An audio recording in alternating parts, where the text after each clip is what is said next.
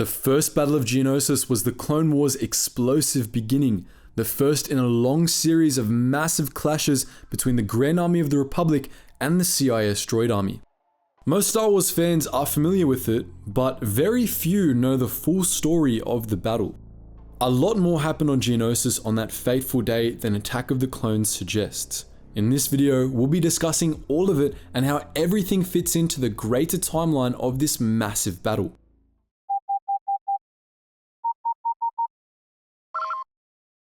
Attention, Sergeant on deck! 2 years before the outbreak of war on Geonosis, the ex-Jedi Count Dooku delivered the fiery Raxus address, condemning the failures and corruption of the Republic and declaring the formation of a new separatist government, the Confederacy of Independent Systems. At first, this confederacy seemed to be nothing more than a coalition of disaffected worlds, but in 22 BBY, Jedi Knight Obi-Wan Kenobi discovered that the Confederacy had received the backing of a number of powerful corporate factions, who were assembling a massive army of battle droids on Geonosis. The Separatists captured Kenobi, but not before he relayed his information to the Jedi Council. Kenobi, along with Anakin Skywalker and Senator Padme Amidala, were to be publicly executed in a Geonosian arena. In response to this revelation, the Republic quickly passed the Military Creation Act, which approved the adoption of a clone army bred by the Kaminoans as the new official Republic military. The Jedi were to take command of this new army and lead it to Geonosis. While Yoda went to Kamino to pick up the clones, Mace Windu and a team of 212 Jedi formed an elite strike force that traveled directly to Geonosis to rescue Kenobi, Skywalker, and Amidala. After disabling the Geonosians' air defenses, the Jedi infiltrated the arena to rescue the prisoners, sparking a battle to the death. Meanwhile, Count Dooku, sensing that Sith was about to go down, summoned 4 Dark Jedi servants to Geonosis, including the Chiss General Severance Ten, whom he planned to name the Supreme Commander of the droid army. The Jedi strike force was eventually overwhelmed by the Separatists' battle droids. All but 30 of the Jedi were killed, and the survivors were soon surrounded by the droids in the center of the arena. But before the survivors could be executed, Yoda arrived with the new Grand Army of the Republic. The GAR rescued the survivors and rapidly deployed tanks and troops on the desert plains of Geonosis, while the leaders of the Separatist Council hastily set out detachments of their droid armies. What began as an arena skirmish had blossomed into a full-scale battlefield. The droid armies massed around their grounded core ships, which were massed in several large clusters south of the Petronaki arena. The closest was located in a broad valley to the southwest, while another was further south and slightly to the east, beneath a jumbled network of rock spires that contained the Separatist Council's command center. Between the two clusters of transports were the Imgatui Hills, beneath which were the Geonosian droid factories. On the far side of the hills reached vast desert plateaus, at whose southern end was the largest collection of transports stretching out to the Iuak Desert in the west. Republic assault ships landed at and around the arena and along the far side of the Imgatui Hills, where the clones established a forward command center. The surviving Jedi took up various command positions during the battle. Yoda took command of GAR forces as a whole from the army's forward command center, while Mace Windu, Kit Fisto, and Ichu Shenjon took command of important theaters, and Adi Gallia oversaw the battle in space. 192,000 regular clone troopers fought in the Battle of Geonosis, roughly 5 full corps plus the 501st Legion. All 10,000 clone commandos were also deployed alongside them. The clones were ferried into battle by a fleet of 20 Acclamated-class assault ships, of which 12 landed on the planet's surface and 8 attacked from orbit. 2,160 AT-TE walkers, 100 SPHAT artillery walkers, 1,600 LAAT gunships, and 400 LAAT dropships were deployed during the battle, as were a few thousand speeder bikes, a few TX-130 fighter tanks, and an unknown number of starfighters. The Separatists deployed a tiny fraction of their army to fight the ground battle, since their objective was not to defeat the JAR, but to escape with their cargo of battle droids. The CIS troop transports present included 60 Trade Federation core ships, 41 Commerce Guild cruisers, and 286 Techno-Union transports. To protect these craft, the Seps deployed 1 million B1 battle droids, 100,000 B2 super battle droids, 3,000 droidicas, 15,000 DSD-1 Dwarf Spider Droids, 4,100 IG-227 Hailfire class droid tanks, 7,500 OG-9 homing spider droids, and an assorted selection of other ground craft. A squadron of Geonosian starfighters also participated in the battle, as did an unknown number of Geonosian warriors. Count Dooku and the Separatist Council oversaw CIS forces from their command center, while Severance 10 led troops on the ground. Before storming the arena, Republic warships shelled the Geonosian starfighter nests from orbit, ensuring that Republic gunships would have air superiority for the duration of the battle. They provided close air support while Republic forces deployed in assembly areas, charging across the plateaus toward the docked troopships under the command of Jedi generals. A total of 5 major battlefronts opened up.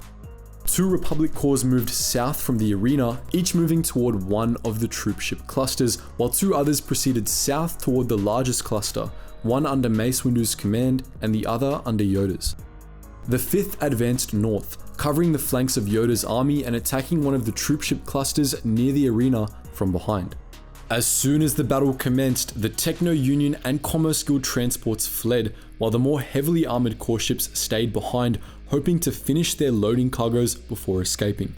Many of the Techno-Union transports were shot down by gunships or walkers, but around half of them managed to escape. As the Jedi took command of their clone units, the Republic began deploying clone commandos onto the battlefield and landing their SPHAT artillery. All across the battlefield, the Jedi-led armies pushed the droid forces back. On the southernmost front, Mace Windu faced a wall of deadly spider droids, but he broke through and made a rush for the grounded core ships. Near the arena, a counter-offensive of Hailfire droids was squashed by a small fleet of gunships commanded by Obi-Wan Kenobi.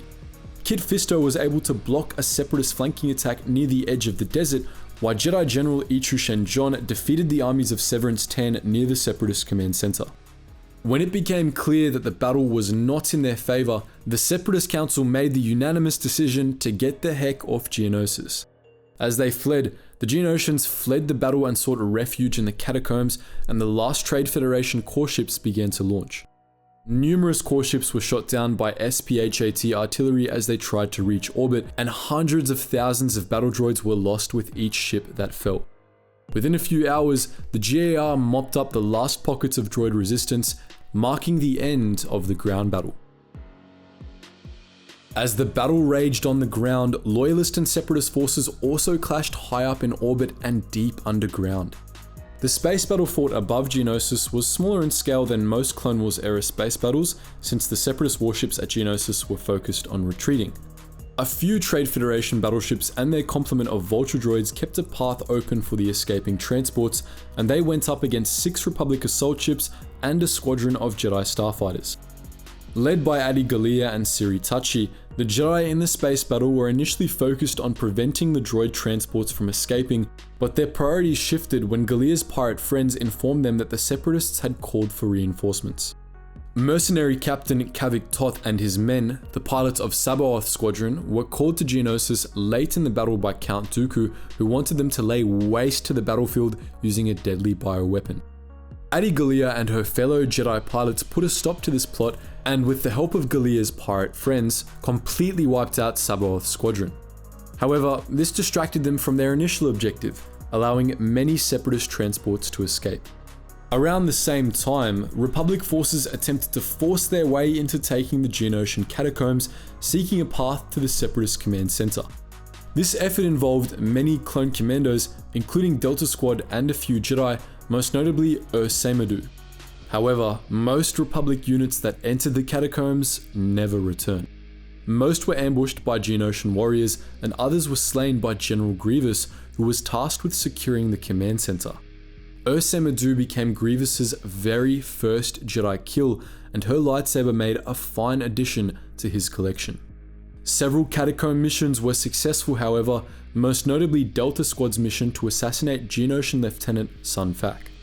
Delta Squad was also effective in disabling a Geonosian droid factory, shutting down a key artillery battery, and grounding several Trade Federation core ships, all without losing a single commando. Most of the Separatist Council had their personal transports docked near the command center, but Count Dooku's ship was docked far from the battlefield, far out across the Iuak Desert. As he fled the battle to his private hangar in a speeder bike, he was spotted by Obi-Wan Kenobi, who pursued him in a gunship. Mace Windu attempted to intercept him as well, but was cut off by 3 Dark Jedi Dooku had summoned, who forced him into a lengthy tank battle. Windu defeated all 3 of them, but by that point it was too late for him to join the chase. Yoda, on the other hand, was able to follow Kenobi and his gunship. He ended up rescuing Kenobi and Skywalker from Count Dooku during a lightsaber duel in the Count's private hangar. Despite Yoda's best efforts, the Jedi were unable to prevent Dooku's escape from Geonosis. The first Battle of Geonosis was swift and bloody, and the Republic's victory came at a very high cost. 179 Jedi, including a member of the Jedi High Council, perished, mostly in the arena battle. Republic casualties were substantial. Thousands of clones died or were wounded, while nearly half of all clone commandos were wiped out. Many survivors of Geonosis saw these losses as consequences of the Jedi's tactical ineptitude.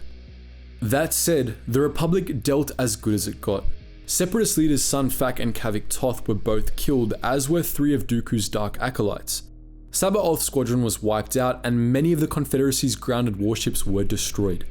In total, the Separatists lost 14 core ships, 5 Commerce Guild cruisers, and 117 Techno-Union transports.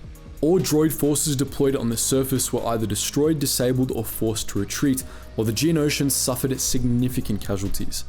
But what mattered most was what the Republic failed to destroy in the battle: Dooku, the Separatist Council, and the CIS droid army. The Republic had failed to crush the CIS before they became a threat. On Geonosis, they had an opportunity to end the war before it even began. After the battle, however, the Republic had no choice but to settle in for the long fight. The Republic took no comfort in its victory. After all, the Clone Wars had only just begun. So that's the full story of the first Battle of Geonosis. But what do you think? Are there other well-known Clone Wars battles you'd like to see us discuss in detail? Feel free to let us know all that and more in the comment section below. And as always guys, thank you so much for watching, and I hope to see you in the next video.